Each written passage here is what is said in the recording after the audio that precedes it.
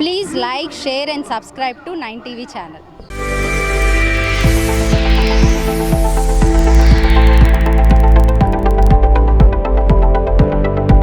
తెలుగుదేశ ప్రభుత్వం డిఎస్సి పరీక్షల నిర్వహణ అభ్యర్థుల ఎంపికలో భారీ అవకతవకలకు పాల్పడిందని, అర్హులను కాదని అనర్హులకు పోస్టులు కేటాయించిందని మండిపడుతూ వైఎస్ఆర్సీపీ విద్యార్థి విభాగం ఆధ్వర్యంలో నెల్లూరు నగరంలో భారీ నిరసన చేపట్టారు.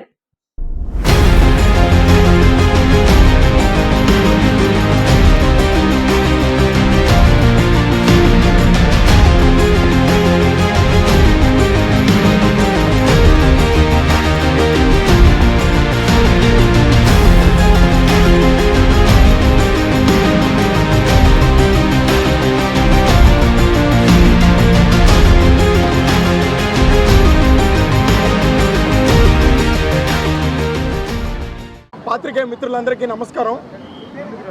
ఈరోజు నారా లోకేష్ గారు షాడో ముఖ్యమంత్రిగా, ముఖ్యమంత్రి నారా చంద్రబాబు నాయుడు గారి తనయుడిగా విద్యాశాఖని ఎలగబెట్టడం జరుగుతూ ఉంది. మరి రాజశేఖర రెడ్డి గారి దగ్గర నుంచి సంక్షేమం, అభివృద్ధి ఏ విధంగా అయితే జగన్మోహన్ రెడ్డి గారు వారసత్వంగా తీసుకున్నారో, నారా చంద్రబాబు నాయుడు దగ్గర నుంచి మోసం చేయడం, మోసపూరిత వాగ్దానాలు ఇవ్వడం, అందరినీ నట్టేట ముంచడం వారసత్వంగా ఈరోజు నారా లోకేష్ గారు తీసుకున్నట్టు ప్రజలందరికీ కూడా అర్థమవుతున్న పరిస్థితి. ఎందుకయ్యా అంటే ఈరోజు గతంలో వైఎస్ జగన్మోహన్ రెడ్డి గారు ముఖ్యమంత్రిగా ఉన్నప్పుడు 6,100 పోస్టులతో డిఎస్సి రిలీజ్ చేయడం జరిగింది. మరి ఆనాడు మీరు ఎలక్షన్స్ టైంలో అనేకమైనటువంటి మోసపూరిత వాగ్దానాలు ఇచ్చి ఈ డిఎస్సి కరెక్ట్ కాదని చెప్పేసి ఈ డిఎస్సిని ఒక దొంగ జీవో తీసుకొచ్చి రద్దు చేసి ఈరోజు మెగా డిఎస్సి అనే పేరుతోటి యువకుల్ని కావచ్చు, అదేవిధంగా నిరుద్యోగుల్ని కావచ్చు, మోసపూరిత వాగ్దానాలు ఇచ్చి వాళ్ళని మోసం చేసి ఈరోజు వాళ్ళని నట్టేట ముంచి ఆ మెగా డిఎస్సి అనేది కండక్ట్ చేయడం జరిగింది. పోనీ కండక్ట్ చేశారు, ఏ విధంగా అయినా సరే పోస్టులు అలాట్ చేస్తారా అనుకుంటే అది లేదు. వారి దగ్గర ఎగ్జామినేషన్ డిపార్ట్మెంట్లో పనిచేస్తున్నటువంటి నవీన్ అనే అతనికి, అది కూడా ఒక అవుట్సోర్సింగ్ ఉద్యోగి, అతనికి ఈరోజు డిఎస్సిలో ఫస్ట్ ర్యాంక్ రావడం జరిగింది. అది ఎక్కడా కూడా వెల్లడించలేదు. ప్రైమరీ మొదటిగా వచ్చిన ర్యాంకులు ఎక్కడ కూడా రిలీజ్ చేయని పరిస్థితి. ఎందుకంటే వీళ్ళు 15 లక్షల రూపాయలు వేలంపాటు వేసుకొని ఈ ఉద్యోగాల్ని వేలంపాట్లో నిరుద్యోగుల బతుకుల్ని రోడ్డు మీదకి లాగి వేలంపాట్లేసి ఈరోజు ఆ నిరుద్యోగుల్ని నట్టేడు ముంచడం జరిగింది. స్పోర్ట్స్ కోటాలో ఎక్కడైనా స్పోర్ట్స్ ఆడిన వాళ్ళకి లేదా స్పోర్ట్స్లో మంచి ప్రావీణ్యం ఉన్న వాళ్ళకి పోస్టులు ఇవ్వడం జరుగుతుంది.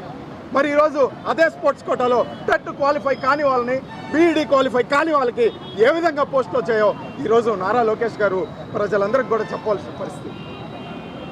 16,347 పోస్టులు రిలీజ్ చేస్తే అందులో ప్లేస్మెంట్ చేసింది కేవలం 15,900 పోస్టులు. వాళ్ళ పరిస్థితి ఏంటి? ఈరోజు వారి సమయాన్ని, వారి వయస్సుని, వారి ఒక్క ఫ్యూచర్ని తాకట్టు పెట్టి విద్యార్థులు కావచ్చు, నిరుద్యోగులు కావచ్చు, ఈరోజు సంవత్సరాలకు తరబడి ఇన్స్టిట్యూట్ల చుట్టూ తిరిగి రూముల్లో ఉంటా 20 మంది 30 మంది ఒక రూమ్లో ఉంటా ఈరోజు వాళ్ళ జీవితాన్ని తాకట్టు పెట్టుకొని వాళ్ళు ఏదో మాకు ఉద్యోగం వస్తే మా జీవితం బాగుపడుతుందనే ఆశలతో ఉన్నారు. మరి వాళ్ళందరినీ కూడా ఈరోజు రోడ్డు మీదకి తీసుకొచ్చి ఈ విధంగా వేలంపాటల ప్రక్రియ పెట్టి ఉద్యోగాలను అమ్ముకుంటున్నారంటే ఇంతకంటే సిగ్గుచేటు ఈ ప్రభుత్వానికి ఇంకోటి ఉండదు. వైఎస్ఆర్ విద్యార్థి విభాగం తరఫున మేము ఈ మంత్రివర్గం నుంచి నారా లోకేష్ గారిని ఒక అన్ఫిట్ మంత్రిగా, ఒక యూజ్లెస్ మంత్రిగా ఈరోజు అతన్ని బర్తరఫ్ చేయాలని చెప్పేసి మేము డిమాండ్ చేస్తూ ఉన్నాం. ఈరోజు నెల్లూరు నగరంలో జిల్లా కేంద్రంలో ఈరోజు వైఎస్ఆర్ విద్యార్థి విభాగం తరఫున మా రాష్ట్ర అధ్యక్షులు పానిగంటి చైతన్య గారి ఆదేశాల మేరకు, అదేవిధంగా మా పార్టీ అధ్యక్షులు, మాజీ ముఖ్యమంత్రి వర్యులు, మా నాయకులు వైఎస్ జగన్మోహన్ రెడ్డి గారు ఇచ్చిన పిలుపు మేరకు మా జిల్లా అధ్యక్షులు కాకాని గోవర్ధన్ రెడ్డి గారు, అదేవిధంగా మా నాయకులు పర్వతిరెడ్డి చంద్రశేఖర్ రెడ్డి గారు, అదేవిధంగా ఇతర నియోజకవర్గ సమన్వయకర్తల అందరి సూచనల మేరకు ఈరోజు నిరసన కార్యక్రమం చేపట్టడం జరిగింది. వైఎస్ఆర్ విద్యార్థి విభాగం దీన్ని ఇంతటితో వదలదు. ఖచ్చితంగా మేము దీని మీద సిబిఐ ఎంక్వైరీ జరగాలి. ఖచ్చితంగా దీని మీద ఒక సిట్టింగ్ జడ్జితో కావచ్చు, లేదా ఒక 2-man కమిటీ 3-man కమిటీతో కావచ్చు, ఖచ్చితంగా దీని మీద విచారణ జరిపించాలి. ఈ నేరస్తులను ఖచ్చితంగా కఠినంగా శిక్షించాలి. అదేవిధంగా నారా లోకేష్ గారిని ఒక అన్ఫిట్ మంత్రిగా బర్తరఫ్ చేయాలని చెప్పేసి వైఎస్ఆర్ విద్యార్థి విభాగం తరఫున డిమాండ్ చేస్తున్నాం.